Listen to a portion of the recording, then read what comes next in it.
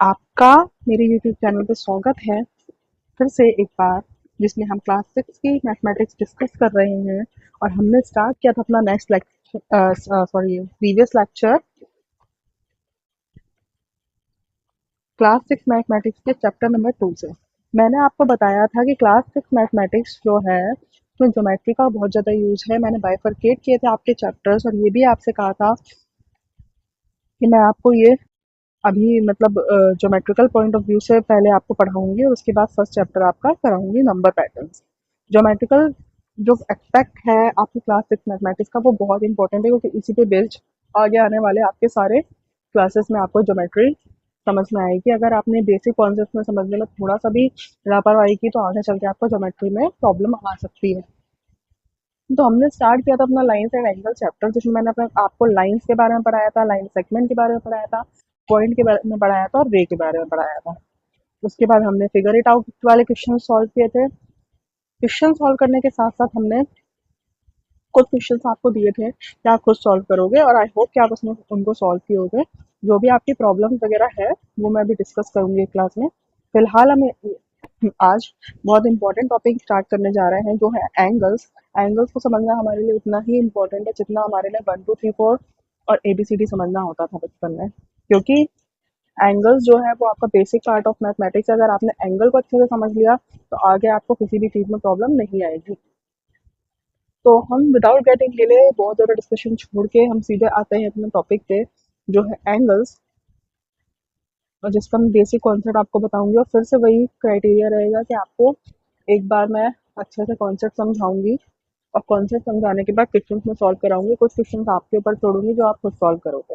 हाँ, अब इसमें एक चीज़ है कि जो आपका एंगल टॉपिक है वो बहुत ही वास्ट टॉपिक है, तो उसको एक बार में कंप्लीट कर पाना एक लेक्चर में पॉसिबल शायद ना हो। मैं कोशिश करूंगी कि इस लेक्चर में आपको सारे कॉन्सेप्ट क्लियर कर दूं, और नेक्स्ट लेक्चर में मैं आपको इसके क्वेश्चन सॉल्व कराऊं। क्योंकि चैप्टर्स में आपकी जो एनसीईआरटी की बात करूं, तो उसमें अगर आप देखेंगे तो कुछ कॉन्सेप्ट देते हैं, उस पे बेस्ड क्वेश्चन देते हैं। तो अगर क्वेश्चन हम साथ साथ सॉल्व करते जाएंगे तो हमारे लिए कॉन्सेप्ट के साथ ईजी होगा। तो अगर क्वेश्चन हम साथ साथ सॉल्व कर रहे हैं, तो पॉसिबिलिटी है कि क्वेश्चन साथ में सॉल्व हो जाए, बस नेक्स्ट लेक्चर के लिए कुछ कॉन्सेप्ट बच जाए। तो हम ऐसा भी कर सकते हैं कि हम कॉन्सेप्ट पढ़ते जाएं और साथ में क्वेश्चन करते जाएं। तो लेट्स सी, जो अच्छा लगेगा वो अपन करते जाएंगे। पहले हम चैप्टर को फिलहाल स्टार्ट करते हैं। तो हमारा जो आज का टॉपिक है वो है एंगल्स। किसी को राइटिंग वगैरह समझने में दिक्कत हो, कोई डाउट हो, तो वो कमेंट सेक्शन में बता सकता है। कन्वे करने के तरीके में कोई दिक्कत है, या मैं कुछ ज़्यादा जल्दी बोल रही हूँ, कोई ऐसी दिक्कत है, तो आप प्लीज़ एक बार एश्योर करिएगा कि आप उस चीज़ को एटलीस्ट डिस्कस करें।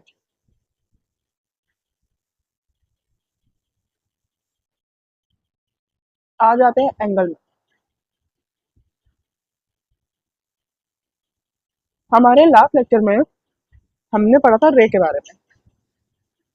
रे क्या था? रे एक ऐसा फिगर था जिसका एक एंड पॉइंट होता था। कोई भी, मान लो ये ए है, और दूसरा जो है कोई एंड पॉइंट नहीं होता था। जहाँ एंड पॉइंट नहीं होता था वहां ऐसा एरो बना देते थे। यही था ना रे, ठीक है। अब इसी तरह से हम कई सारी रे बना सकते हैं। तो एंगल जो आपकी बुक की डेफिनेशन है वो क्या है? An angle is formed by two rays having a common starting point. मान लो कोई रे ए बी है, और एक और रे है मान लो ए सी। हमने ए सी क्यों बोला? क्योंकि ये कह रहा है कि एंगल फॉर्म तब होता है जब हमारे दो रे हम बनाते हैं, लेकिन उसकी शर्त ये है कि वो दोनों रे का एक कॉमन स्टार्टिंग पॉइंट हो।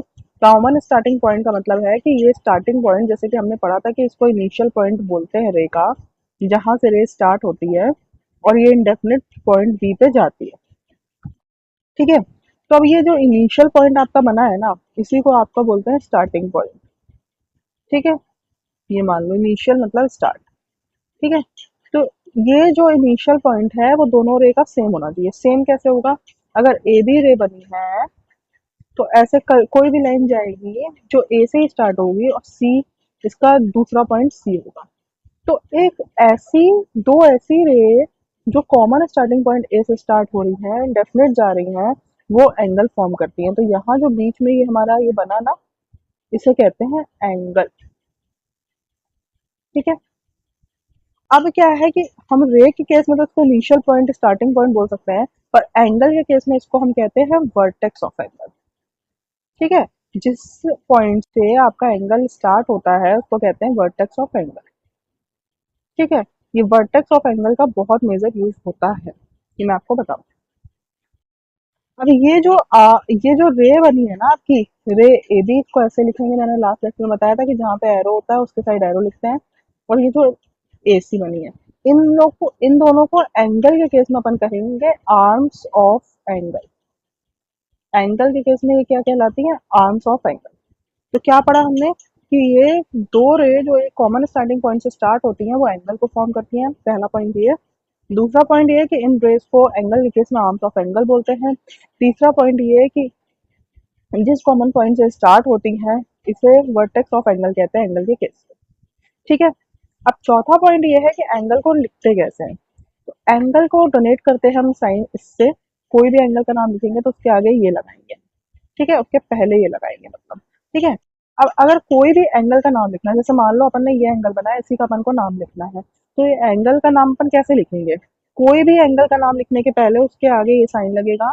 और जो वर्टेक्स होता है ना एंगल का, वो वर्टेक्स आपका हमेशा बीच में रहेगा। जैसे इस एंगल की अगर मैं बात करूं तो इसका नाम अपन लिखेंगे angle B A C. Angle B A सी का मतलब क्या है कि ये एंगल बी ए सी है, मतलब ए जो है आपका वर्टेक्स है। अगर आपको सिंपली क्वेश्चन ये दे दिया जाए कि आप मान लो कोई एंगल ए बी सी है, इसमें आपको ये बोला जाए कि इसमें वर्टेक्स बताओ, ठीक है, और इसमें आर्म्स बताओ या रेस बताओ। ठीक है, आर्म्स बताओ।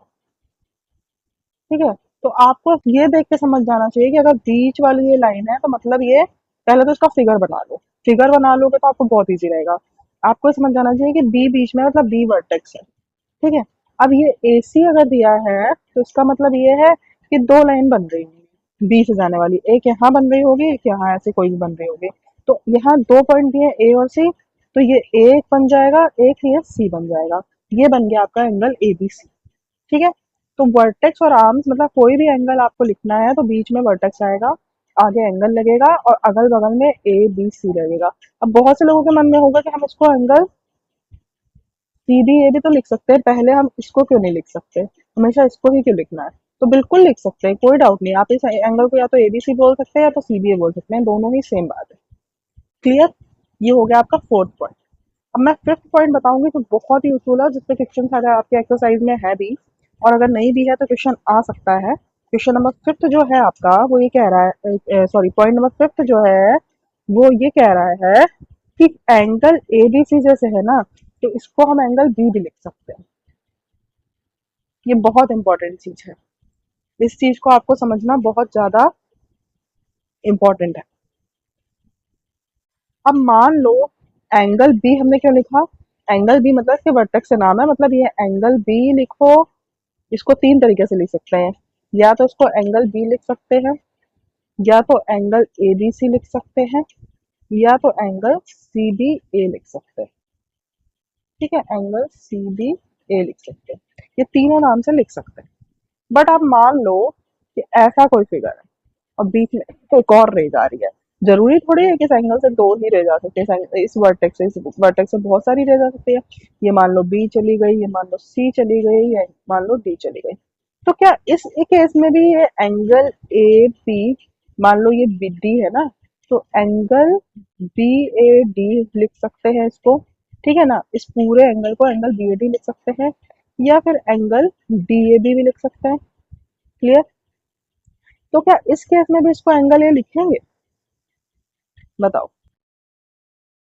नो, इस केस में हम इसको एंगल ए नहीं लिखेंगे। ये तभी हम लिख सकते हैं जब इसके बीच से और कोई लाइन नहीं जा रही, क्योंकि अगर इस केस में आप एंगल ए लिखोगे तो आप एक बार फिगर देखो, ये फिगर क्या था, ये फिगर आपका ऐसा था, इसमें तीन रे जा रही थी, ये ए, ये बी, ये सी, ये डी। तो आप मान लो ये एक एंगल, मतलब दो रे के बीच में हमेशा एंगल फॉर्म होता है, ये तो आपको क्लियर हो गया। और एक कॉमन वर्टेक्स से स्टार्ट होती हैं दो रे, तो ये यहाँ पे एक एंगल तो ये भी बन जाएगा ना, मतलब रे देखो, इसमें रे कौन कौन सी है वो देखो। अगर हम इसकी बात करें, दो रे है, ए बी है और यहाँ पे ए सी है। तो ए बी और ए सी के बीच में कॉमन वर्टेक्स ए हो गया, तो ये एंगल फॉर्म कर रहा है कौन सा, एंगल सी ए बी, और यहाँ ये फॉर्म कर रहा है एंगल बी ए सी। ठीक है। अब अगर यहाँ और हम देखें तो यहाँ पे ये भी दो रे हैं, तो मतलब ये रे ए सी हो गई और ये रे हो गई ए डी। ठीक है। अब यहाँ पे कौन कौन सा एंगल फॉर्म कर रहा है, angle C A D, angle D A C. और जो तीसरी रे है वो हमने आपको बता ही दी। तीसरी रे आपकी अगर यहाँ पे देखें तो ये भी दो रे है। ठीक है, तो ये दो रे भी क्यों नहीं हो सकती, ये भी हो सकती है। एक ए बी रे ये हो गई और ए डी रे ये हो गई, तो ये भी दो एंगल फॉर्म कर रही है आपकी, एंगल बी ए डी और एंगल डी ए बी। ठीक है। तो ये सब आपकी एंगल फॉर्म कर रही है दो रेस के बीच में जितनी भी रेस जाएंगी उन दो रेस के बीच में अगर एक कॉमन पॉइंट है तो वो एंगल फॉर्म करेंगी। ये चार भी हो सकते हैं, पांच भी, छह भी, कितनी भी। ठीक है, उतने बनेंगे। अब इसमें आप ये देखो कि यहाँ पे कोई भी एंगल आप अगर देखोगे, चाहे इन दोनों रे से देखो, चाहे इन दोनों रे से देखो, चाहे इन दोनों से, सबका जो वर्टेक्स है मतलब मिडल वाला पॉइंट है वो ए ही है। क्लियर। अब जब सबका ए है तो आप इसको एंगल ए कैसे लिख सकते हो, एंगल ए तो आपके इस पार्ट को भी बोल देंगे, एंगल ए तो आपके जैसे ये फिगर था, तो एंगल ए तो आपके इस पार्ट को भी बोल देंगे, एंगल ए इस पार्ट को भी बोल देंगे और एंगल ए को इसको भी बोल देंगे। तो ये बड़ा कंफ्यूजिंग है कि एंगल ए किसके लिए किया गया है। तो इसलिए आप इस केस में जहां पे बीच में लाइन गई है इसका पूरा नाम ही लिखोगे, इसको कभी एंगल ए से डिनोट नहीं करोगे, चाहे इसका नाम कुछ भी हो, पूरा नाम लिखोगे जैसे C A B, C A D. Clear. लेकिन अगर सिर्फ ऐसा फिगर बना है तो आप उसको डायरेक्टली एंगल ए भी लिख सकते हैं। क्लियर। ये समझना बहुत इंपॉर्टेंट है, मैंने बहुत अच्छे से समझाने की कोशिश की है, आई होप आपको समझ में आया होगा। अगर कोई प्रॉब्लम है तो आप पूछ सकते हो, जैसा कि मैं आपको फर्स्ट लेक्चर से ही कह रही हूँ कि आप कमेंट सेक्शन में इस चीज़ को पूछ लेना, मैं आपको लाइव क्लास करा दूंगी और आपके सारे डाउट्स क्लियर करा दूंगी। ठीक है। तो ये कॉन्सेप्ट बहुत इंपॉर्टेंट है, ये कॉन्सेप्ट मुझे लग रहा है कि मैंने बहुत अच्छे से समझाने की कोशिश की है और आपको आ भी गया होगा समझ में। ठीक है, तो हम आगे बढ़े।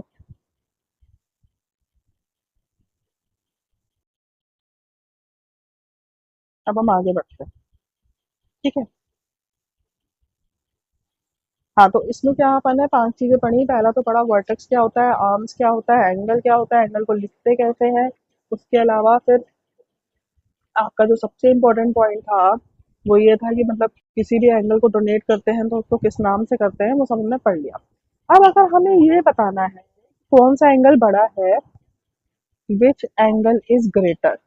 मान लो आपके पास दो एंगल दिए, ठीक है, मान लो ऐसा कोई एंगल दिया है और ऐसा कोई एंगल दिया है, तो आप कैसे बताओगे कि कौन सा एंगल बड़ा है कौन सा छोटा है। नॉर्मली देख के तो पता चल रहा है कि ये एंगल बड़ा है, बड़े के लिए ये निशान होता है, छोटे के लिए ये निशान होता है। चलो ये मान भी लो, छोड़ दो, ये सिंपली लिखते हैं कि ये ग्रेटर है, ये स्मॉलर है। ठीक है। क्लियर। ये देख के पता चल रहा है। बट अगर ये ऐसा है तो कैसे पता करोगे कौन सा एंगल बड़ा है, यहाँ तो आप फंस गए। तो सिंपल सी बात है कि मान लो कोई ऐसा एंगल है और कोई मान लो ऐसा एंगल है। ठीक है। ये मान लो फर्स्ट रे है, ये सेकंड रे है, ये वर्टेक्स है, इसी तरह ये वर्टेक्स है, इसकी फर्स्ट रे है, सेकंड रे। अगर आप इस रे को उठा के यहाँ पे रखोगे और इस रे को उठा के यहाँ पे रखोगे, ठीक है, तो इस रे को उठा के यहाँ पे रखने में ये जो आपका रोटेशन का पॉइंट बन रहा है, इस रे को यहाँ से उठा के यहाँ रखने से रोटेशन का पॉइंट बन रहा है, तो ये बड़ा है ना, ये बड़ा है, ये रोटेशन बड़ा है और ये रोटेशन छोटा है। मतलब जितना आपको एक रे से दूसरी रे पे जाने में रोटेशन लगता है वो डिपेंड करता है आपका एंगल। मतलब एक रे से दूसरी रे पे जाने में आपको अगर यहाँ पे इतना रोटेट करना पड़ा और यहाँ पे इतना रोटेट करना पड़ा, तो ये मतलब बड़ा रोटेशन लिया है तो ये बड़ा एंगल बनाएगा, ये छोटा रोटेशन लिया है तो छोटा एंगल बनाएगा। क्लियर। इस बात का क्या औचित्य है, मतलब कितनी ये बात सही है, क्योंकि आप इसको तो यहाँ से भी ले सकते हो और इसको आप यहाँ से भी ले, इसको यहाँ से भी ले सकते हो, तब तो ये बराबरी बना रहा है ना। ऐसा नहीं होता है। को स्केल से नाप के करना होता है कि जैसे यहाँ पे आपने 5 सेंटीमीटर स्केल से लिया और यहाँ पे आपने 5 सेंटीमीटर लिया। 5 सेंटीमीटर पे आपका यहाँ कितना रोटेशन है और 5 सेंटीमीटर में आपका यहाँ कितना रोटेशन है, ये देख के आपको पता चलेगा कि ये इस रे को इस रे में जाने में कितना टाइम लगेगा। क्योंकि देखो सीधी बात ऐसी है कि 5 सेंटीमीटर तक आप अगर नापोगे तो ये रे यहाँ पहुंच ही नहीं पाएगी। इसको भी नापोगे तो ये रे, मतलब जैसे मान लो मैं कह रही हूँ कि ये अगर आपकी 5 सेंटीमीटर आपने यहाँ से ली और इसको 5 सेंटीमीटर में आप ऐसे करोगे तो ये हो सकता है रे यहाँ तक पहुंचे और ये रे हो सकता है 5 सेंटीमीटर में यहीं तक पहुंचे। तो यहाँ से आपको पता चल रहा है ना कि यहाँ पे रोटेशन आपका कम हुआ है, मतलब रोटे सेम लेंथ पे आपका ये, मतलब और इस दूसरी लाइन के पास पहुंच गया है और सेम लेंथ में ये दूसरी लाइन से अभी बहुत दूर है। तो मतलब इसमें रोटेशन आपका ज्यादा लगेगा। क्लियर? इसमें रोटेशन आपका भी कम लगेगा यहाँ तक पहुंचने के लिए। तो सिंपली अगर इतना डेप्थ में नहीं जाए क्योंकि आप कंफ्यूज हो जाओगे, सिंपली आप ये करो कि ए आपकी अगर एंगल की दो लाइंस हैं और दो एंगल हैं तो जितना टाइम इस लाइन को यहाँ तक जाने में लगेगा और जितना टाइम इसको यहाँ जाने में लगेगा, जो ज्यादा टाइम लेगा उसमें ज्यादा रोटेशन लेगा और वो एंगल ज्यादा बड़ा होगा। क्लियर? ये चीज आपको क्लियर होनी चाहिए। अगर आपको सिंपली करूँ इन सब सारे कॉन्सेप्ट का मतलब, तो सीधे ये है कि साइज ऑफ एंगल जो होता है वो अमाउंट ऑफ रोटेशन और टर्न होता है जो कि नीडेड होता है वर्टेक्स को फर्स्ट रे से सेकंड रे की तरफ मूव करने में। मतलब वर्टेक्स से फर्स्ट रे से सेकंड रे की तरफ जाने में जो अमाउंट ऑफ रोटेशन लगता है उस पर डिपेंड करता है एंगल। जिसका रोटेशन ज्यादा होगा उसमें एंगल बड़ा होगा, जिसका रोटेशन कम होगा उसमें एंगल छोटा होगा। एग्जाम में इससे रिलेटेड क्वेश्चन में सिर्फ यही आएगा, इसके अलावा कुछ नहीं आएगा। ये जो मैंने एक लाइन बताई कि जितना रोटेशन लगेगा उतना बड़ा एंगल होगा, जितना रोटेशन कम लगेगा उतना एंगल छोटा होगा, बस एग्जाम में यही पूछा जाएगा कि कौन सा एंगल बड़ा है। अब प्रैक्टिकली अगर आप सोचोगे कि एंगल कौन सा बड़ा है या मैं कैसे पता चले, तो उसके लिए आपके और भी मेथड्स होते हैं, वो मैं आपको बताऊंगी आगे। ठीक है? अब हम आ जाते हैं फिगर इट आउट में, क्वेश्चन नंबर 1 में, पेज नंबर 19। जैसा कि आप फिगर में देख पा रहे हो, क्वेश्चन नंबर 1 में कुछ डायग्राम्स बने हैं और हमें इसमें बोला है कि कोई भी हमें एक एंगल बताना है और उसमें कोई भी रे बतानी है, कोई भी एक एंगल बताना है, उसमें कौन कौन सी रे है, कौन सा वर्टेक्स है, वो बताना है। तो अगर हम देखें कि क्वेश्चन नंबर 1 के फिगर नंबर 1 में एक साइकिल बनी हुई है और उसके अंदर एक ऐसी लाइन बनी हुई है।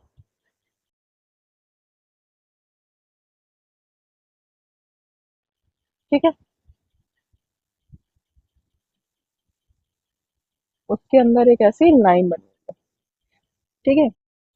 अब ये लाइन ऐसी बनी नहीं हुई है, एक्चुअली में क्या है ना कि ये ऐसी आपकी साइकिल बनी है। ठीक है? एक चीज आप नोटिस करना, ये ऐसी आपकी साइकिल बनी हुई है और ये ऐसे पहिए बने हुए हैं।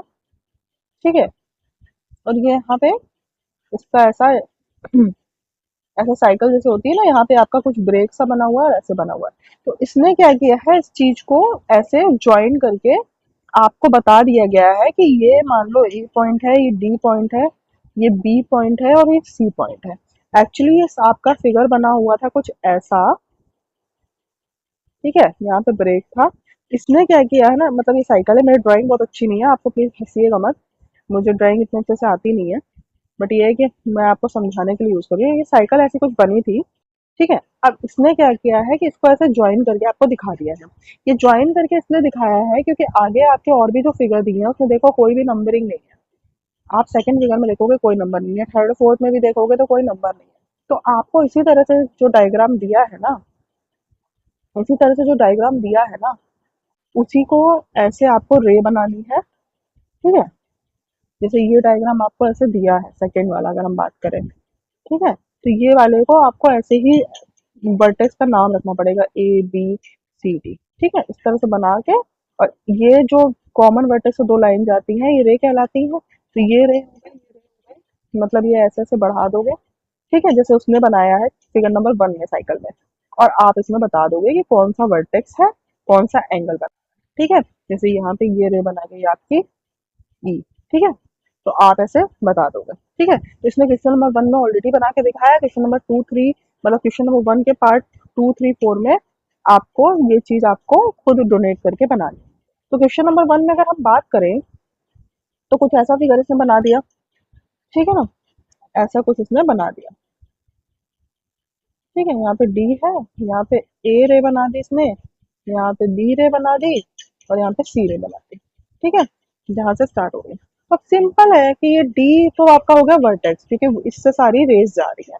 तो आप देखो कौन कौन सा एंगल बना रहे हैं। डी वर्टेक्स हो गया, तो मतलब ये आपका दो रेज आ रही है, एक तो जा रही है डी सी, एक जा रही है डी बी। ठीक है, अब ये दो रेज आ रही है, तो इसका वर्टेक्स तो पहले बात है कि डी हो गया। और एंगल कौन सा बना रहा है, ये वर्टेक्स हमेशा बीच में आता है, तो एंगल बना रहा है एंगल सी डी सी और एंगल बी डी सी। पहला तो आपका ये हो, ठीक है ना। अगर इसी तरह से बात करें तो यहाँ पे भी वर्टेक्स डी है, बट यहाँ पे रे अलग है, ये है आपकी रे ए बी, और आपकी रे है, सॉरी,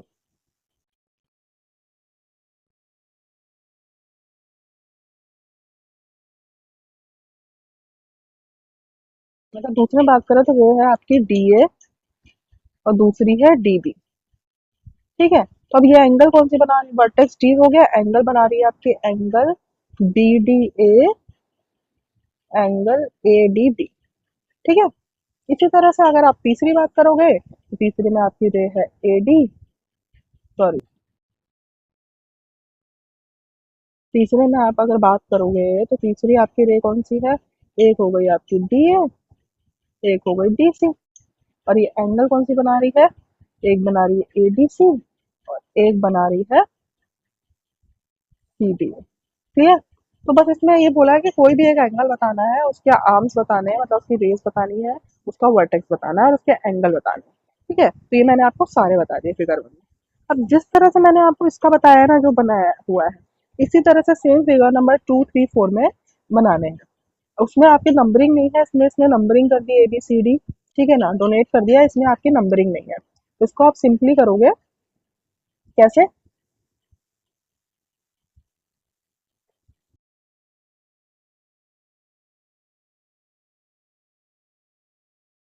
ऐसा फिगर दिया है, ऐसा दिया है, कुछ ऐसा दिया है, कुछ ऐसा दिया है। तो कुछ नहीं, बस वही ए बी सी डी नाम रख दो, कॉमन वर्टेक्स उठाओ, और यहाँ से कॉमन वर्टेक्स से एक ये जा रही है रे और एक ये जा रही है। ठीक है, तो इसमें लिख दो वर्टेक्स का नाम ए हो गया और ए का नाम हो गया ए बी और ए डी। ठीक है, एंगल कौन सा बनाएगा ए बी और ए डी, एंगल आपका बनाएगा बी ए डी और दूसरा बनाएगा D A B.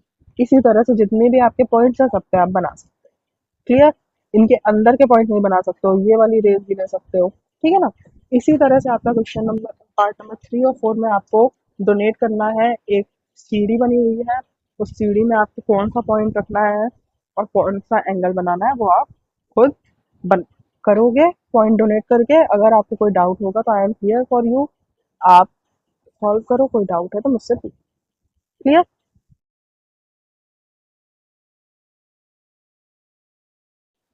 Question number 2 पे आते हैं। क्वेश्चन नंबर 2 ये बोल रहा है, बहुत इजी और बहुत ही प्यारा और बहुत ही सिंपल क्वेश्चन है। ये कह रहा है कि हमें एंगल बनाना है और लेबल करना है आर्म्स एस टी और एस आर से। हमें आर्म दी है, एक दी है एस टी, ठीक है, और एक दी है एस आर। आर मतलब रेस। अब इसमें देखो कॉमन क्या है आपका एस है, मतलब एस आपको हो गया वर्टेक्स। क्लियर। अब आर्म क्या दी है एस टी और एस आर, तो एस से जाने वाली एक जाएगी, दो लाइन जाएगी, तभी तो एंगल बनेगा। तो यहाँ पे एक टी बना दो और यहाँ पे एक आर बना दो, बन गया। लेबल कर दो आर्म और ये वर्टेक्स, बस। Very easy. क्वेश्चन नंबर 3 पे आ जाओ।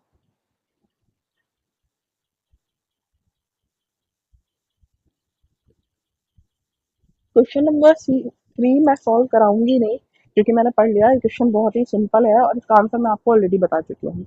ये कह रहा है ऐसा कोई फिगर बना है,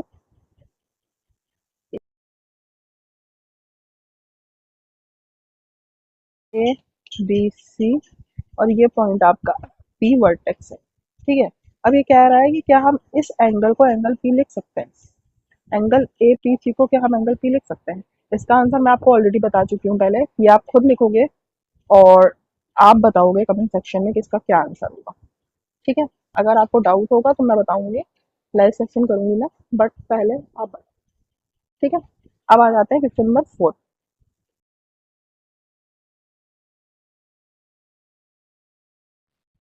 क्वेश्चन नंबर बोल रहा है name the angles marked in the given figure. ऐसा कुछ फिगर दिया है, ठीक है, आप जैसे बुक में देख पा रहे हो, मैंने भी आपको दिखा दिया स्क्रीन में। ऐसा कुछ फिगर है क्यू, ऐसा कुछ फिगर है आर, ऐसा कोई फिगर है पी, और यहाँ पे है पॉइंट टी। अब यहाँ पे एक ऐसा एरो दिया है और यहाँ पे एक ऐसा एरो दिया, और इसमें क्या कह रहा है कि angles marked in the given figure. इस क्वेश्चन को थोड़ा सा घुमा के पूछा गया है। कोई भी होगा तो सारे एंगल्स बता देगा, और आपको दिख ही रहा है कि ये दो आर्म है, ये वर्टेक्स है तो यहाँ एंगल बनेगा, ये दो आर्म है यहाँ पे एक एंगल बन जाएगा, ठीक है। और ये पूरी आर्म से, ये पूरी आर्म से भी एंगल बनेंगे, जो 6 एंगल बनते हैं वो बन जाएंगे। बट इस क्वेश्चन में पूछा गया है कि जो हमने मार्क किया है सिर्फ वो एंगल बनाना है। मार्क, यहाँ पे मार्क से मतलब है ये जो एरो बने हैं ना, नॉर्मली आप देखोगे कभी भी कोई ऐसा फिगर होता है तो यहाँ पे आपका ये ऐसे पी टी आर हो गया, यहाँ पे क्यू हो गया, और ये मान लो आपको ऐसे बना दिया और ऐसे बना दिया, ठीक है। तो इसमें डिफरेंस देखो कि क्या होता है क्वेश्चन में। अगर ये नॉर्मली ऐसे बना होता, ठीक है ना, नॉर्मली यहाँ पे पी क्यू आर होता और यहाँ पे टी होता, और कहता है कि इसमें एंगल बताओ, तो जो 6 एंगल पूरे बनते हैं ना, इस वाले से बनेंगे 2 एंगल, इस वाले से 2 एंगल, इस पूरे से 2 एंगल, ये पूरे 6 एंगल के अपन नाम लिखते हैं, जो मैंने आपको कई बार बताया। अगर ये क्वेश्चन आपका ऐसा होता,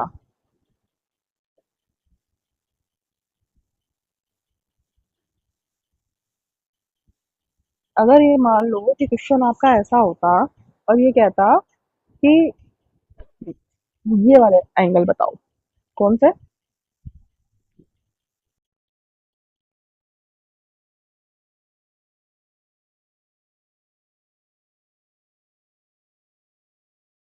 ठीक है, तो आप इसमें एंगल बताते ये वाले। अगर इसको पूछा है तो इस वाले, इस वाली रे मतलब इसको, मतलब इन दोनों रे से 2 एंगल जो बन रहा है वो बताते, और इसका मतलब है जो इन दोनों रे से 2 एंगल बन रहा है वो बताते। इस वाली से आप नहीं बताते क्योंकि ये यहाँ पे नहीं दिया। क्लियर। अगर यही क्वेश्चन ऐसा दिया होता कि ये वाले एंगल बताओ, ये वाले एंगल बताओ, तो आप इन दोनों रे से जो बन रहा है वो बताते, और इन दोनों रे से जो बन रहा है वो बताते, ये वाली रे का नहीं बताते। ठीक है, समझ गए। मार्क का मतलब होता है कि जो पूछा गया है वो बताना है। अब इस क्वेश्चन में क्या पूछा गया है, इस क्वेश्चन में तो आपसे बहुत अलग चीज पूछी गई है। बन रहे हैं इन सारे को मिला के 6 एंगल, पर हमसे पूछा क्या गया है, हम वो बताएंगे। हमसे पूछा गया है ये एंगल ऐसा और ये एंगल ऐसा। इसका मतलब है कि हमको इस वाले के भी दोनों एंगल में बताने हैं। ये जो इस एरो है इसका ये मतलब है कि ये वाली एंगल आर टी क्यू इस वाली से स्टार्ट होके इस वाली पे खत्म। इस एरो का मतलब है इस वाली आर्म्स को पहले लिखना है जो यहाँ है, और इस वाली आर्म को बाद में लिखना है। क्लियर। जैसे ये वाला है ना, तो ये वाले में आपके 2 एंगल बन रहे हैं, एंगल आर पी पी और angle P T R. But आपको ये दोनों एंगल नहीं बताना है क्योंकि ये एरो है। तो ये एरो मतलब है, एरो का मतलब होता है कि यहाँ से जो शुरू हो रहा है आर वाली रे से, और जो पी वाली पे खत्म हो रहा है, मतलब आर टी पी एंगल बनाना है आपको, पी टी आर नहीं बताना है। अगर ये एरो नहीं होता तो आपको दोनों बताने हैं। क्लियर। तो यहाँ पे आपसे सिर्फ 2 एंगल पूछ रहा है, एक आपका आर टी क्यू और एक आपका आर टी, बस। ऐसे क्वेश्चन घुमा के पूछ जाते हैं। अगर आप नॉर्मली ये कॉन्सेप्ट क्लियर नहीं समझोगे तो आप 6 के 6 एंगल या 4 एंगल लिख के आ जाओगे और आपका आंसर हो जाएगा गलत।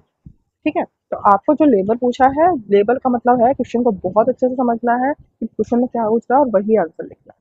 क्लियर। अब हम आते हैं क्वेश्चन नंबर 5 में। क्वेश्चन नंबर 5 में क्या पूछ रहा है,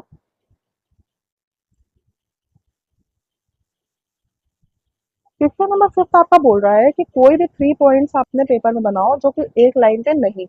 mark any 3 points on a paper that are not on one line. मतलब एक लाइन में पॉइंट नहीं होने चाहिए, कहीं भी मार्क कर दो। तो मान लो एक यहाँ हो गया तो एक यहाँ हो गया तो एक यहाँ हो गया, ऐसे। ठीक है, या फिर एक यहाँ हो गया, एक यहाँ हो गया तो एक यहाँ हो गया, ऐसे। तो एक यहाँ हो गया, एक यहाँ हो गया, एक यहाँ हो गया, ऐसे। ठीक है, तो ये हमने 3 तरह के मार्क किया, आप किसी भी तरह से मार्क कर लो। आगे क्या पूछ रहा है, हमने 3 तरीके से कर दिया, अब आपको और भी कोई तरीका लग रहा है कि ऐसे मार्क करके देखता हूँ या देखती हूँ, तो आप कर सकते हो। ठीक है, अब कह रहा है लेबल देम एबीसी, इन पॉइंट्स को आप एबीसी रख दो। तो मान लो इस तरह से मार्क किया तो एबीसी हो गए, इस तरह से मार्क किया तो ये एबीसी हो गए, इस तरह से मार्क किया तो ये एबीसी हो गए। अब कह रहा है कि इनको, इन तीनों पॉइंट को एक साथ लेते हुए कितनी लाइंस आप बना सकते हो वो बताओ। ठीक है, label them ABC and draw all possible lines going through pairs of these points। ठीक है, तो इसमें क्या है कि लाइन पहले तो इनको कनेक्ट करो, जब कनेक्ट करोगे तब तो बता पाओगे ना कितनी लाइन बन रही है। तो ए बी सी को कनेक्ट करो। ठीक है, ठीक है, ये एक लाइन में नहीं होनी चाहिए, ऊपर नीचे होना चाहिए। तो ऐसा कुछ बना रहा है। ठीक है, ऐसा, ऐसा बना रहा है। ठीक है ना, और भी जितने हैं आप देख लो। अब बताओ इनमें से कितनी लाइन बन रही है। हम पॉइंट्स को कहीं भी रखेंगे, अगर एक लाइन में नहीं रखे तो लाइन बनेगी नहीं, क्योंकि लाइन बनने के लिए सारे पॉइंट्स एक साथ होने चाहिए। तो इसका होगा we can't get any lines. ठीक है, अब बोल रहा है कि कितने एंगल्स बन सकते हैं एबीसी से, उनको लिखो और उनको कर्व के साथ बनाओ। ठीक है, ये बहुत इंपॉर्टेंट पॉइंट है। अब ए बी सी आप है कहीं भी रखोगे तो आप एक बार बताओ कि इससे कितने एंगल बन सकते हैं। फिर से वही वाली बात आ गई, अगर ए बी सी 3 चीज आपको दी है तो एक बार ए भी वर्टेक्स हो सकता है, बी भी वर्टेक्स हो सकता है और सी भी वर्टेक्स हो सकता है। ठीक है, इसके अलावा तो कोई वर्टेक्स होंगे नहीं, अगर 3 पॉइंट दिए तो 3 ही वर्टेक्स होंगे। तो आप मान लो कि ए वर्टेक्स है पहली बार।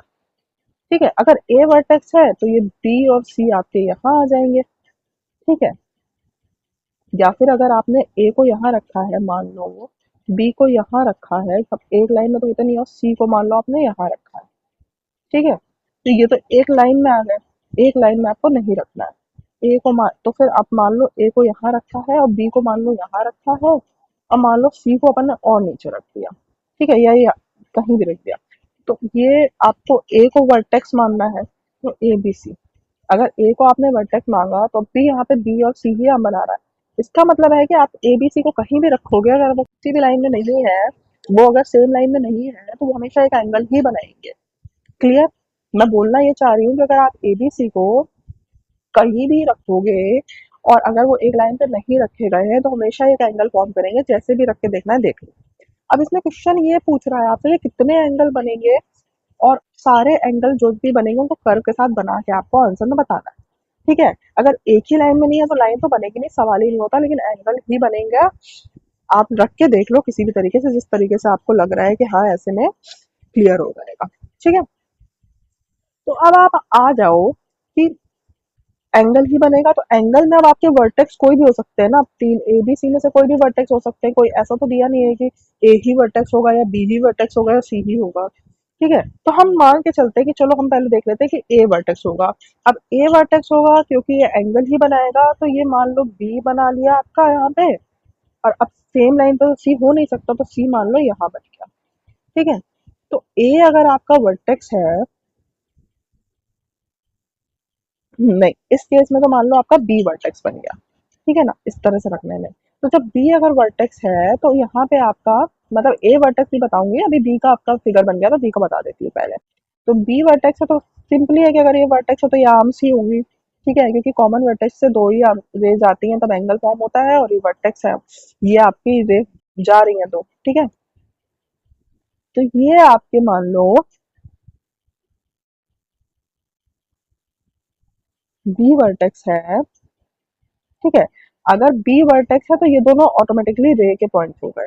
ठीक है ना, एंगल के केस में यही होता है। ठीक है, क्योंकि हमको एंगल बताना है, इसलिए हमें ये, अगर हम एक को वर्टेक्स मानेंगे कि दो, तो दो को हमको इंडेफिनेट पॉइंट मानना पड़ेगा, तभी हम एंगल बता पाएंगे।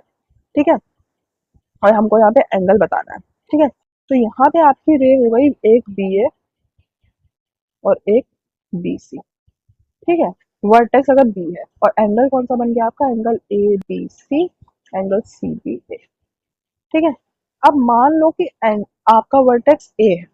अब ए है अगर वर्टेक्स, तो एक ही लाइन पे तो होगा नहीं, तो यहाँ पे मान लो बी हो गया और यहाँ पे मान लो सी हो गया। ठीक है।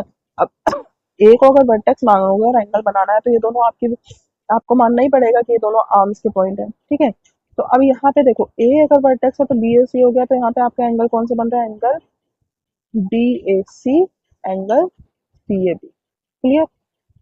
अब इसी तरह से मान लो कि यहाँ पे वर्टेक्स सी है और यहाँ पे आपकी दो रे फिर कौन सी बची, ए और बी बची। ठीक है। तो यहाँ पे कौन सा एंगल बना रहा है आपका, एंगल ए सी बी और एंगल बी सी ए। इसके अलावा बताओ कोई वर्टेक्स हो सकता है, ए वर्टेक्स मान लिया, सी वर्टेक्स मान लिया, बी वर्टेक्स मान लिया, इसके अलावा तो कोई वर्टेक्स है ही नहीं। तो इसका मतलब ये है कि अगर हम किसी भी तीन पॉइंट को एक लाइन पे नहीं रखते हैं तो वो हमेशा एंगल फॉर्म करता है। अगर हम एंगल फॉर्म करना चाहते हैं तो हमें हमेशा एक वर्टेक्स होगा। अगर एक वर्टेक्स का पॉइंट है तो ऑटोमेटिकली जो दो पॉइंट है उसको हमको इंडेफिनिट पॉइंट मान के देखना पड़ेगा कि क्या एंगल बना रहा है। तो एंगल आपका जो बनेगा वो बनेगा एक दो तीन चार पाँच छः, इसके अलावा कोई एंगल नहीं बनेंगे अगर तीन पॉइंट है तो।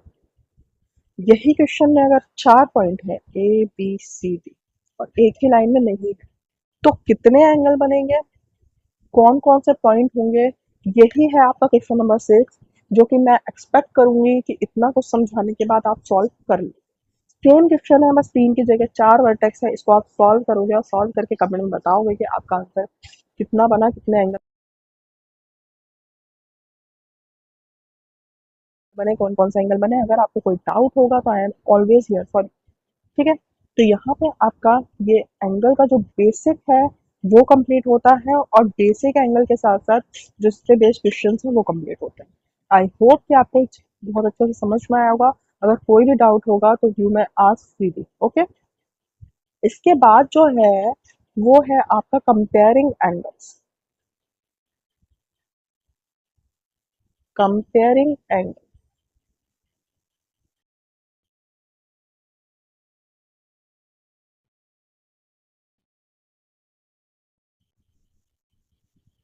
कंपेयरिंग एंगल्स वही है जो हमने वहां पे टॉपिक छोड़ा था कि ये एंगल ऐसा है, ये एंगल ऐसा है। ठीक है।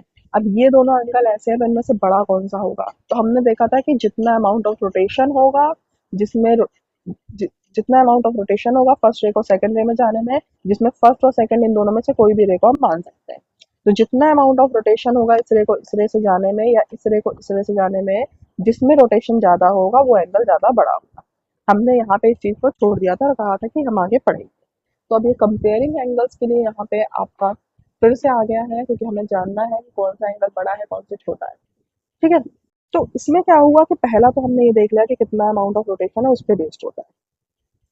अब क्या हुआ, डिफरेंट डिफरेंट मेथड्स लाए गए कि हमें मतलब देखना है कि कौन सा बड़ा है कौन सा छोटा है। ठीक है। तो इसमें क्या किया, डिफरेंट डिफरेंट जब आपके मेथड्स आए तो इसमें आपको सबसे पहले ये बोला गया कि हम्म, एक मेथड आया comparing angles by super imposition. ठीक है। अब सुपर इम्पोजिशन आया तो उसने ये कहा कि अगर कोई एंगल ऐसा है कोई एंगल ऐसा है तो इस एंगल को उठा के इसके ऊपर रखो। जब आप इस एंगल को उठा के इसके ऊपर रखोगे तो आप ये देखोगे कि ये एंगल या तो इसको पूरा कवर कर लेगा, मतलब इसके ऊपर आ जाएगा, या तो इसके अंदर आ जाएगा, या तो इसके एकदम ऊपर आ जाएगा। तो अगर ये एंगल मान लो ऐसा है और ये एंगल ऐसा है, अगर इसको उठा के इसके ऊपर रखेंगे और ये ऐसा आएगा तो मतलब ये एंगल बड़ा है। अगर मान लो ये एंगल ऐसा है एंगल ऐसा है और इसको उठा के इसमें रखेंगे तो ये मान लो ऐसे आ गया तो मतलब ये एंगल छोटा है। और अगर ये एंगल ऐसा है और इसको उठा के इस पे रखेंगे और ये दोनों एक दूसरे के ऊपर आ रहा है मतलब ये एंगल बराबर है।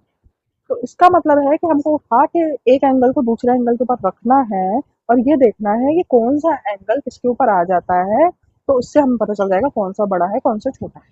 बट प्रैक्टिकली क्या ये पॉसिबल है, अगर हम बात करेंगे तो ये प्रैक्टिकली पॉसिबल है ही नहीं। इसलिए पॉसिबल नहीं है प्रैक्टिकली क्योंकि आप खुद सोचो ना कि मतलब आप कैसे किसी भी एंगल को उठा के किस बेसिस पे रख सकते हो, है ना। मतलब ऐसे तो आप अगर देखोगे, अगर कोई चीज है एक बुक का एंगल है और एक मान लो कॉपी का एंगल है, तो आप एक दूसरे को उठा के रख लोगे, देख लोगे कि भाई ये एंगल यहाँ पे बना रही है बुक और ये एंगल कॉपी बना रही है, ये कॉपी अंदर आई होता है ये छोटा है।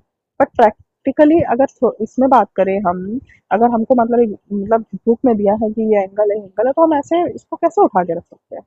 तो प्रैक्टिकली तो पॉसिबल नहीं, तो इसको हम यहाँ पे छोड़ते हैं।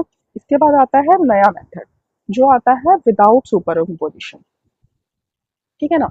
अब हमने एक दूसरे के ऊपर उठा के रख के देख लिया, हमें बहुत ज्यादा इसमें समझ में नहीं आया, तो अब हम देखते हैं कि विदाउट सुपर इम्पोजिशन क्या होता है। अगर हम विदाउट सुपर इम्पोजिशन इसको करने की कोशिश करें, पता करने की कौन सा एंगल बड़ा है कौन सा छोटा, तो वो उसमें क्या है। तो उसमें कह रहा है कि मान लो कोई एक एंगल ऐसा है, तो इसका ये वर्टेक्स ए है, ये बी है, ये सी। तो कुछ नहीं करो, एक सर्कल उठाओ, एक सर्कल को उसके ऊपर रख दो। सर्कल में जो मिडिल पॉइंट होता है ना सर्कल का, ये कहलाता है सेंटर ऑफ सर्कल। ठीक है, ये आप आगे पढ़ोगे सर्कल के बारे में ज्योमेट्री में बहुत अच्छे से, आगे क्लासेस में उसमें भी आपको पता चलेगा। यहाँ पे भी शायद आगे हो तो मैं आपको बताऊंगी।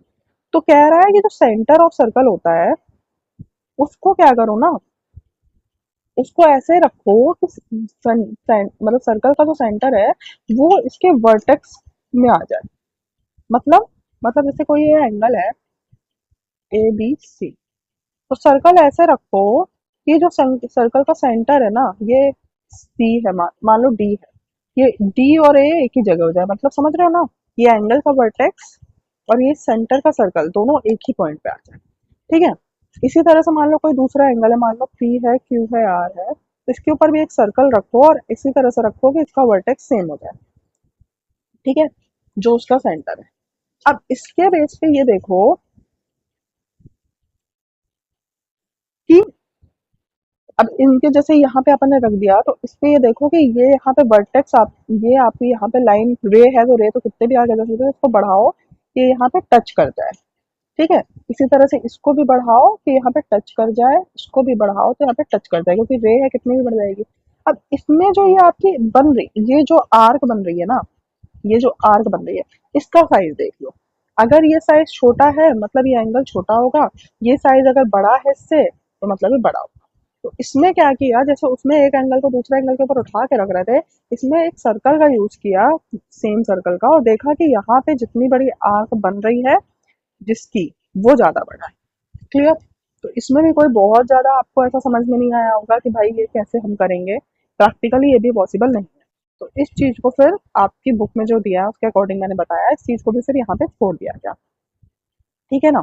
इस चीज को भी क्लियरली छोड़ दिया गया, क्योंकि ये तरीका है ही नहीं, इस तरह से एंगल्स कंपैरिजन हो ही नहीं सकते। ठीक है ना।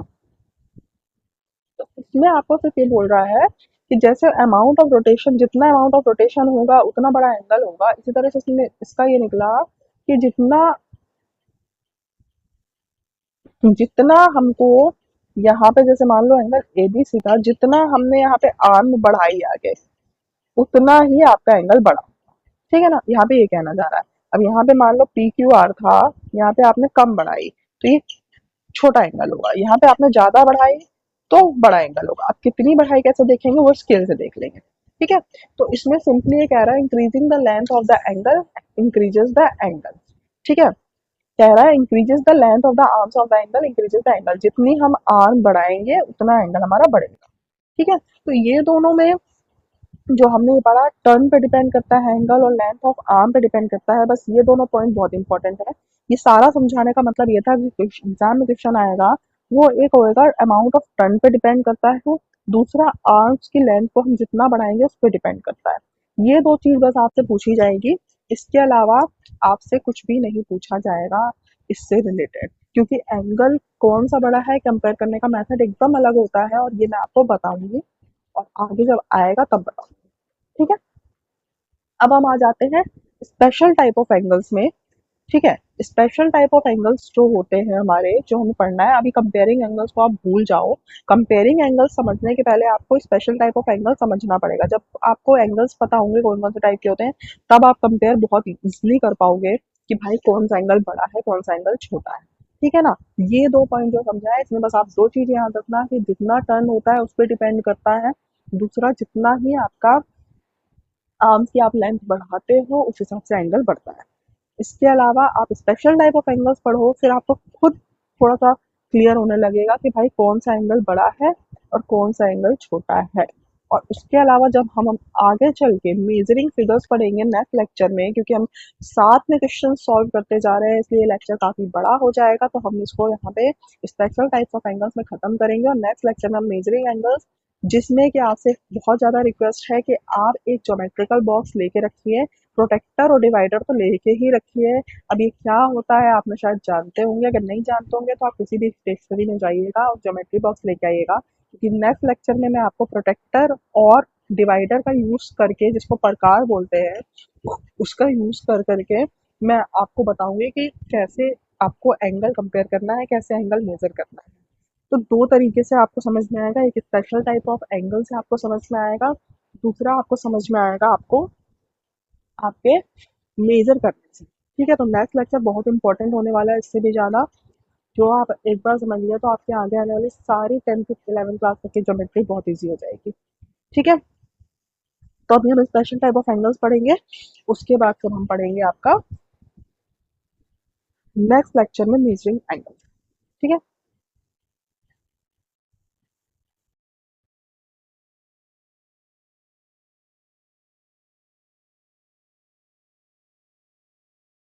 हाँ, दाल चावल बना लिए क्या? अच्छा, वहाँ भी वो दाल चावल ही खाया।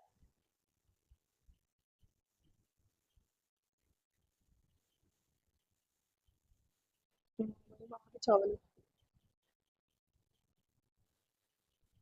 हाँ, खा लिया दाल चावल, चलेंगे उसको लेने। 2:45 तक चलेंगे। रोटी बनवा लेंगे। ठीक है। अब हम पढ़ेंगे स्पेशल टाइप ऑफ एंगल, जिससे आपको थोड़ा विजुअलाइज होगा कि कैसे कंपेयर करते हैं। इसके अलावा ये बहुत इंपॉर्टेंट टॉपिक भी है, उसके बाद मेजर एंगल मेजरिंग करना जब हम सीख जाएंगे नेक्स्ट लेक्चर में, तो आपको बहुत अच्छे से समझ में आ जाएगा कि क्या होता है, एंगल कैसे कंपेयर होते हैं। ठीक है, तो स्पेशल टाइप ऑफ एंगल के लिए हम सबसे पहले बात करेंगे। मान लो आपकी एक ऐसी बुक है। ठीक है, ये बुक है। ठीक है, तो ये बुक जो होता है, सबसे पहले तो ये बुक की ये लेंथ होती है, ये ब्रेथ होती है। ठीक है, और यहाँ पे जितनी मोटी ये बुक है, मतलब पेजेस का जो वो होता है ना कि इतनी मोटी है, मतलब 100 पेजेस की बुक है, तो ये जो यहाँ पे जो 100 पेजेस पूरे हैं, ये इसकी हाइट हो गई। ठीक है, ये हो गई तीन चीज। अब ये बुक है, अगर आपको पढ़नी है और आपने हाथ में ली, तो हाथ में जब आपने बुक ली तो आप उसको खोलोगे। खोलोगे तो आप ऐसे बुक पकड़ोगे तो आपका पेजेस ऐसा रहता है, एक पेज आपका ऐसे खुला और ये बाकी की बुक ऐसी है, तो ये एंगल फॉर्म कर रही है ना। ठीक है, लेकिन अगर इसी बुक को आप टेबल पे रख दोगे और खोलोगे तो आप ऐसे पूरी बुक खोल के रख दोगे पढ़ने के लिए, यहाँ पेजेस होंगे कुछ लिखा होगा, यहाँ पेज होंगे कुछ लिखा, तो ये जो आपने बुक रख दी ना सीधी टेबल पे, तो ये जो सीधी टेबल पे आपने बुक रखी, तो यहाँ पे जो एंगल बना, पहले तो ये एंगल ऐसा बन रहा था, पर अब ये एंगल आपका स्ट्रेट हो गया। अब ये जो स्ट्रेट एंगल हो गया ना, इसको ही कहते हैं, क्या कहते हैं, ये पहले आपका वर्टेक्स ओ था और यहाँ पे दो रेज आ रही थी। ठीक है, और ये एंगल फॉर्म कर रहा था। अब ये बुक जैसे ही आपने रखी, तो ये रे एक इधर चली गई, एक रे इधर चली गई, और वर्टेक्स आपका यहाँ पे आ गया बीच में। ठीक है, तो ये जो वर्टेक्स आपका यहाँ पे एंगल फॉर्म कर रहा है, क्योंकि ये रे स्ट्रेट लाइन हो गई, तो स्ट्रेट लाइन पे जो एंगल फॉर्म करता है इसको कहते हैं स्ट्रेट एंगल। ठीक है, और इसकी वैल्यू हमेशा कितनी होती है, 180 डिग्री। ये क्या होता है, कैसे होता है, नेक्स्ट लेक्चर में पता चलेगा जब आप प्रोटेक्टर का यूज करोगे। अभी के लिए सिर्फ इतना जान लो कि जब एक स्ट्रेट लाइन में दो रे होती है और बीच में वर्टेक्स होता है, वो जो एंगल फॉर्म करती है वो कहलाती है स्ट्रेट एंगल, और उसकी वैल्यू होती है 180 डिग्री। क्लियर? क्लियर है सबको? ठीक है, मान लो ये ए है और बी है, तो इसको आप अभी भी वही लिखोगे, एंगल ए ओ बी, क्योंकि वर्टेक्स हमेशा बीच में। क्लियर? आई होप कि आपको कोई भी डाउट इसमें नहीं। ठीक है। अब हम अगर नेक्स्ट बात करें, तो क्या होता है, जैसे आपने ये स्ट्रेट लाइन है, ये बीच में वर्टेक्स है, यहाँ पे ए है, ये बी है। ठीक है, अब यहाँ से मान लो एक लाइन गई ऐसी। ठीक है, तो ये जो लाइन बीच से गई ना, इस एंगल को ये दो इक्वल पार्ट में डिवाइड करती है। ठीक है, अब ये पूरा 180 डिग्री है, तो इक्वल पार्ट में डिवाइड करेंगे तो मतलब ये 90 डिग्री हो जाएगा और ये 90 डिग्री हो जाएगा। ठीक है, और ये दोनों जो लाइन कहलाएंगी, ये कहलाएंगी परपेंडिकुलर लाइन। ठीक है। मैंने क्या बोला कि जब सीधी आपकी दो रे ऐसी हो गई और ये बीच में आपका वर्टेक्स गया तो ये 180 डिग्री बनाता है। ठीक है। अब ये जो लाइन इसको बीच से काट रही है ना, ये लाइन कहलाती है परपेंडिकुलर लाइंस। ठीक है। और ये जो है ना लाइन, इसको वर्टेक्स से, जो बीच से वर्टेक्स से पास होती है लाइन, इसको परपेंडिकुलर लाइन बोलते हैं। और ये जो होती है, आपस में परपेंडिकुलर लाइंस होती हैं, और ये जो होती है एंगल फॉर्म करती है 90 डिग्री। ठीक है। बीच से, वर्टेक्स के बीच से जो लाइन जाती है उसको दो पार्ट में डिवाइड करती है। अगर स्ट्रेट लाइन पे आपका स्ट्रेट एंगल बना रहा है, उसको दो पार्ट में डिवाइड करेगी, 90 डिग्री और 90 डिग्री। क्लियर। और ये परपेंडिकुलर लाइंस होती है। और ये जो 90 डिग्री के एंगल बनते हैं ना, 1 2, ठीक है, मान लो ये भी वर्टेक्स है, यहाँ में ये भी है, तो ये यहाँ पे भी क्रॉस की हुई, तो ये 3 90 डिग्री और ये भी 90 डिग्री, 4। ठीक है। तो ये जो 90 डिग्री के एंगल बनते हैं ना, इनको कहते हैं राइट एंगल। क्या कहते हैं? Right angle. क्लियर। मैंने क्या बोला कि अगर आपकी स्ट्रेट लाइन में बीच में वर्टेक्स है तो ये 180 डिग्री बनाता है। अगर इसको बीच से हम वर्टेक्स से एक लाइन चली जाए तो ये परपेंडिकुलर लाइन बनती है, और यहाँ पे जो भी एंगल बनते हैं आपके चारों कोनों में, ये 90 डिग्री होते हैं और इनको कहते हैं राइट एंगल। 90 डिग्री क्यों होता है? क्योंकि ये पूरा 180 है तो ये भी पूरा 180 होगा, तो 20 से सेंटर से कटेगा तो 90 यहाँ चला जाएगा, 90 यहाँ। ठीक है। तो क्योंकि 90 प्लस 90 180 होता है। क्लियर।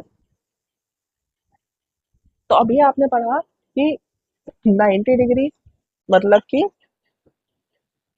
90 डिग्री मतलब कि राइट एंगल, 180 डिग्री मतलब कि स्ट्रेट एंगल। इसी तरह से दो और तीन और टाइप के एंगल होते हैं। एक होता है एक्यूट एंगल, एक होता है ऑब्ट्यूज एंगल। ठीक है। Very very important.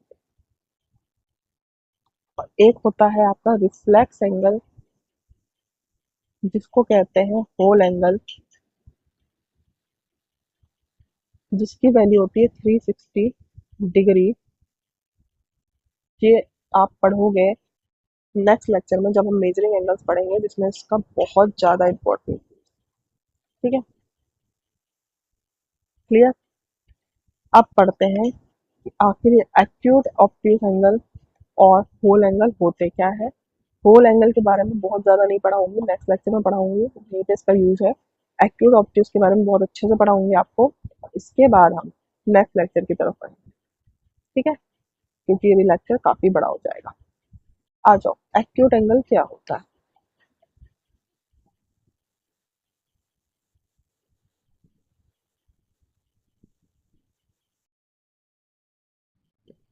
ये मान लो आपकी स्ट्रेट लाइन है।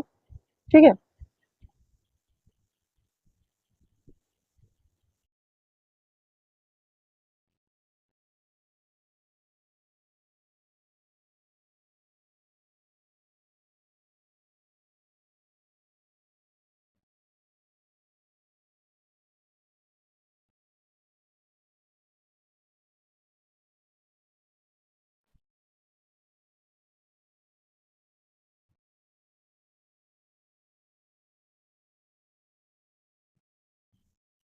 ये आपकी स्ट्रेट लाइन है, मैंने कहा था, और यहाँ पे 180 डिग्री फॉर्म होता है।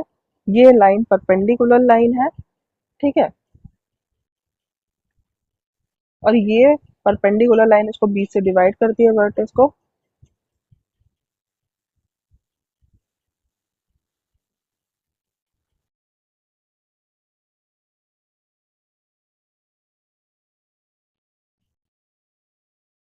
अब हम बात करेंगे कि एक्यूट एंगल क्या होता है।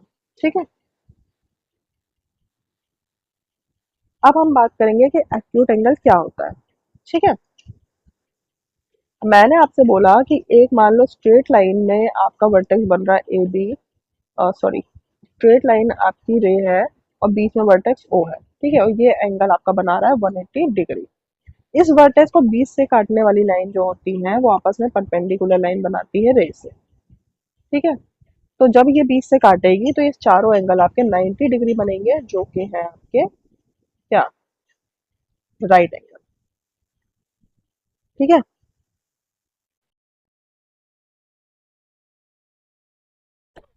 अब ये जब राइट एंगल बनाएंगे तो ये राइट एंगल 90 डिग्री हो गया। हम इसका एक कोना ले लेते हैं, मान लो सी हो गया, ये डी हो गया। ठीक है, ये ए है, ये बी है, ये सी है, ये डी है और बीच में वर्टेक्स ओ है। तो हमने मान लो उठा लिया ये वाला कोना 90 डिग्री का, ये सी ओ बी। ठीक है, अब जब हमने ये कोना उठाया है 90 डिग्री का है, तो उसके बीच से अगर एक लाइन हम और ड्रॉ कर दे, मान लो ई है ये, तो यहाँ पे भी ये एक एंगल बनाएगा, यहाँ पे भी एक एंगल बनाएगा, बनाएगा। इसी तरह से अगर हम इसमें ये वाला पार्ट उठा लें 90 डिग्री का, तो ये वर्टेक्स ओ है, ये ए है, ये सी है। ठीक है, तो यहाँ पे अगर बीच में हम एक लाइन मान लो एफ ओ एफ बना दें, तो ये भी एक एंगल बनाएगा, ये भी। इसी तरह से यहाँ पे भी एंगल बनेगा ए ओ डी से बीच में, और इसी तरह से बी ओ डी से भी एक एंगल बनेगा। अगर बीच से लाइन करेंगे तो यहाँ भी एंगल बना लेगा, यहाँ भी, यहाँ भी, यहाँ। तो ये जो एंगल 90 डिग्री वाले से 20 से जा रहे हैं ना, यहाँ से, ये जो एंगल, ये होते हैं आपके एक्यूट एंगल। एक्यूट एंगल वो एंगल होते हैं जो कि 0 डिग्री से 90 डिग्री के बीच में होते हैं। मतलब जो राइट एंगल और 0 डिग्री के बीच में जो भी एंगल बनते हैं, मतलब 10 डिग्री बना, 20 डिग्री बना, 40 डिग्री बना, यहाँ तक कि 89 डिग्री बना, वो आपका हो गया एक्यूट एंगल। और 90 डिग्री जैसे ही पहुंचा तो बन गया राइट एंगल। क्लियर? बिल्कुल आपको क्लियर होना चाहिए चीज। ठीक है, जो एंगल 0 डिग्री से लेकर 90 डिग्री या फिर 0 डिग्री से राइट एंगल के बीच में बनते हैं, वो होते हैं acute angle. Clear? I hope कि आपको बहुत अच्छे से चीज समझ में आ रही होगी, और बहुत इंपॉर्टेंट है ये आपको बहुत अच्छे से समझ में। ठीक है, अब हम आ जाते हैं ऑब्ट्यूज एंगल पर।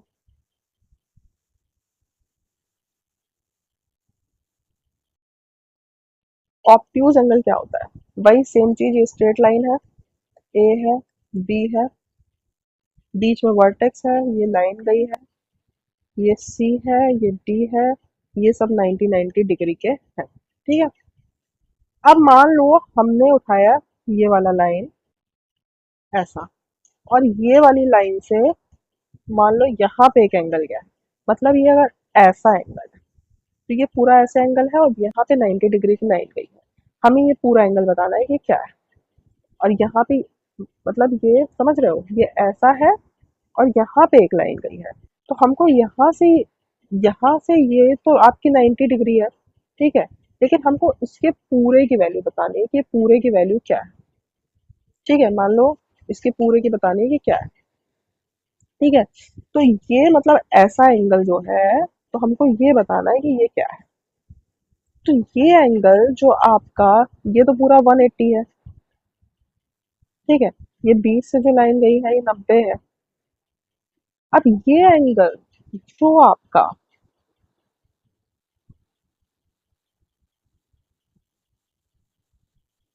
90 डिग्री से बड़ा है, ठीक है, कि 90 से तो ये बड़ा ही है ये वाला, और 180 से छोटा है, वो कहलाता है ऑब्ट्यूज एंगल। मतलब